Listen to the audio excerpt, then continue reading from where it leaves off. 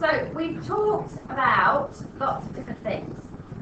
What do we know about parabolas in themselves? What kind, what's it? Happy as that, yeah. So these are our parabolas. What kind of equation will they always have? Quadratic. Okay, so they'll always be quadratic, so there'll be an x squared in there. Will there be an x cubed in there? No. No. Okay, so there could be some x, could be some numbers, but not necessarily. How do we, what's special about these kinds of graphs? Oh, I know what I want you to tell me, but I don't know how to ask it without telling you. Like, would they ever look like that? Oh, that, yes, Katie. They have a line of symmetry, so they are symmetrical. So we know that there's always a line of symmetry. Oh, they totally can, but I was trying to do a little bit of a swoop. Oh, okay. Maybe I'm just automatically drawn to do awesome parabolas. That so you couldn't tell. So yeah, they always have lines of symmetry. And what do we call this part of the graph? The vertex. Nice. Oh my god. Okay, that's the vertex.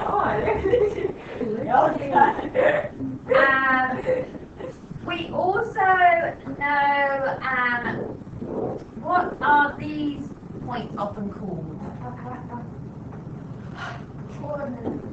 Oh! Oh! Radii. Oh my god! Oh!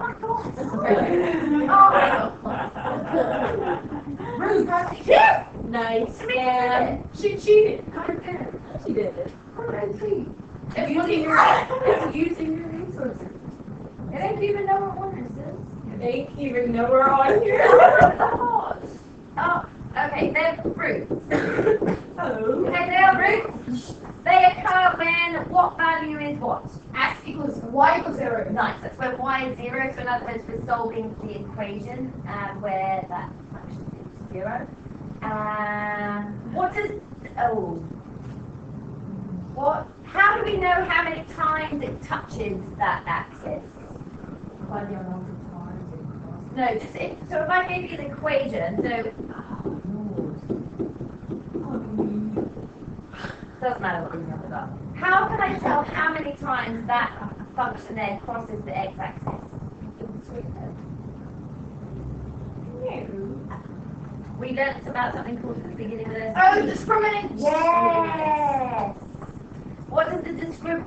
What is It's the B squared minus 4AC. Nice. So that's the discriminant part.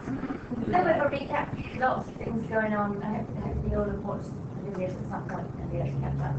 So this tells us the value of the. Well, gives us the value of the discriminant. If that value is greater than 0, what does it tell us? There are two real roots. Nice. Solutions. Yes. So, yeah, you got it. Yeah, nice. So two real different results, distinct roots. If it's equal to 0, There are. they're the same. It's just one repeated one, yes. And if it's less than 0, No solution. no root, so it doesn't cross the x-axis. Nice, we are remembering people. I love it. Okay. So, I know, but I'm trying to hit the right page, but I have to get it 17 miles an hour. Okay, so now what we're going to do is say, and this is probably something you've done before, so it should be a nice, easy lesson. It's where we're looking at where a curve, where a parabola hits a straight line. Okay? How do we do that? Well, we can do it either algebraically or using your calculators. Is there an example? No, Yeah, it was. So we've got y equals x plus 2 meets y equals x squared plus 7x minus 1. Where do they intersect? Okay, so they've told us that they do meet. We need to find where they intersect. So if we're trying to find any point of intersection, what does that mean about those two equations?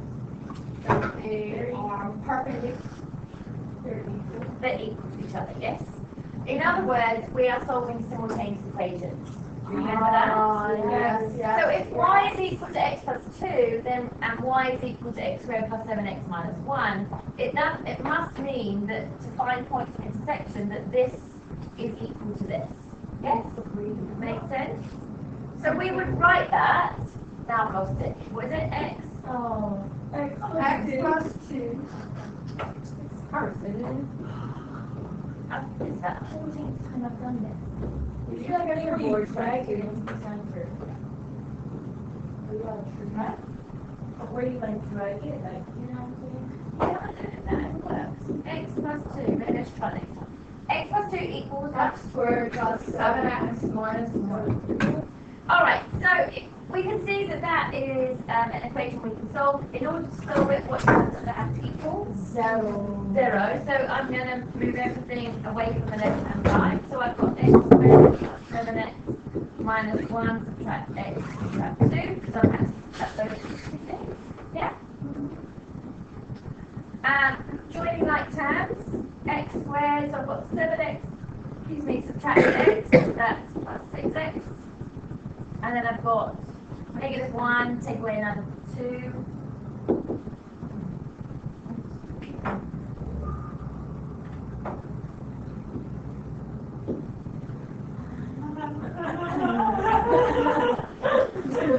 That says minus 3.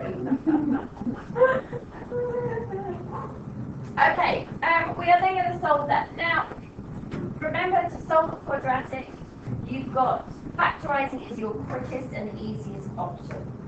However, it's not always going to work. So if you're looking at a question thinking, right, how can I multiply two numbers together to end up with negative 3? And those same two numbers have to add to give 6. Well, yeah, there's only one way of multiplying numbers to get 3. It's only 1 and 3. They're never going to add to give 6. So this indicates that factorising is not going to work. So you want to go with one of the other options. So you either then go straight to entering the quadratic formula values, yes, so identifying A, B, and C, sticking them in, or you use the calculator to solve it. So depending on which paper it's on, depending on which method you would use. Let's chuck in the quadratic formula just so we're comfortable with it. So we've got minus 6. No, I can't do that. I can't do that.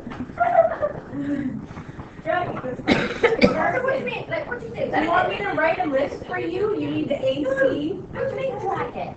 You touch a point and then you drag it this way. A fish tank. Touch a point.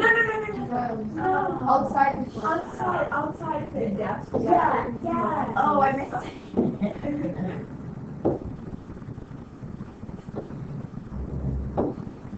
Really, I think this is going to be rubbish. Let's try. But let's try. And what else is it out? Minus 6 plus or minus the square root of b squared minus 4 times a times c over 2a.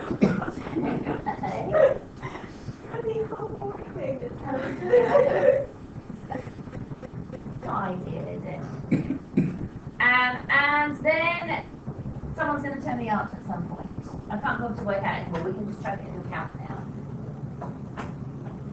I would pause it, but it's going to take you 20 minutes to actually. Well, Find then out. add it is equal to 0.464. What? And if you minus it, somebody checking these answers.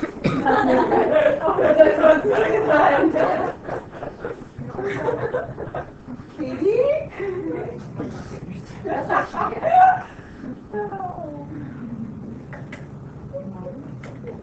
We got back up here. 6.46. Huh? That says negative 6.4. It would, just in case, it would be good to have a backup, just to confirm if anyone What that has. says? Yeah, the first one's right. Makes sense. Oh,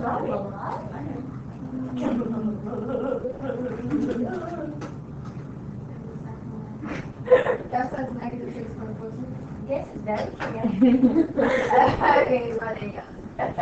Alright, now I put x1, x2, because as with any simultaneous equation, we can't stop there, because what else do we need to find? The rest. So when we're finding points of intersection, there's always Y. a y part as well, yes? So, of my two options, obviously I've got y equals x plus 2 and y equals blah, blah, blah, blah. Which is the easiest one to find the value of y? The rest. Yeah, it is that. Yes, because we just have to add 2 to our value. And so what you would have is, as I've said here, x1 equals this, so therefore y1 was 2.464. So 3 6 bigs, obviously that's just 2.46. And then y2 will be negative 4.46. Oh. Okay.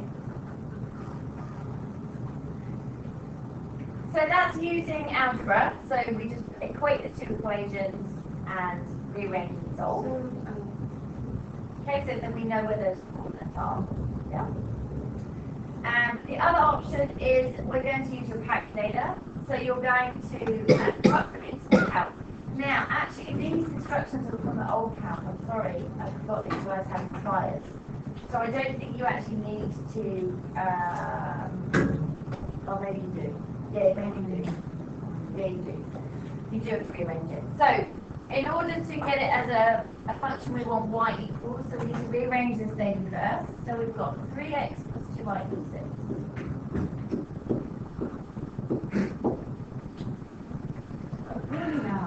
So we've got 2y equals 6 subtract 3x. We'll go with that. And then y equals 6. Now, because we chuck it in the calc, it doesn't make a difference how you rearrange it. So your preference is to just divide the whole thing by 2. That's fine. Okay, so you could have just 6 subtract 3x over 2. However, if you were doing this normally, I would always suggest divide them separately. So I would have 6 over 2 subtract 3 over 2x. And the reason is because that separates your gradient and y-intercept. It also hopefully enables you to notice that value is 3. Okay, so, but because as I say, you're checking on the calculator, it doesn't matter so much. So we've rearranged that one. We would then stick the other one into, stick both of them into the graphic side and see where they meet. Yeah, remember we did that before? Yeah. So we do the lower bound, upper bound. Yeah. And do I need to go through? I don't need to record doing that, do I? You can give that a bash.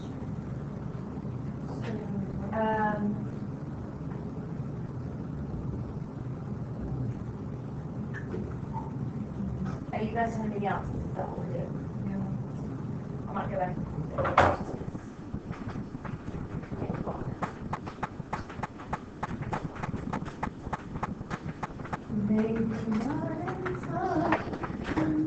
You okay, Cree? Why do you want to stop us I'm off? But I'm fine. You speak English? I don't. All right, so again, connected to the whole discriminant thing is sometimes you'll have sometimes you'll have a situation where your straight line doesn't meet it. If you have that situation, then once you've done the algebra portion, when you rearrange it to get this part here, so the x squared plus 6x, I don't even remember what that says, minus something, minus 3. If you found the discriminant of this, you'll find that that is less than 0, okay? You could have a situation where your straight line just touches. That means it would be a tangent. Do you remember the tangents? Yep. And then otherwise you could have a straight line where it just crosses through. All right, so they're just 3 different types of solution. And that's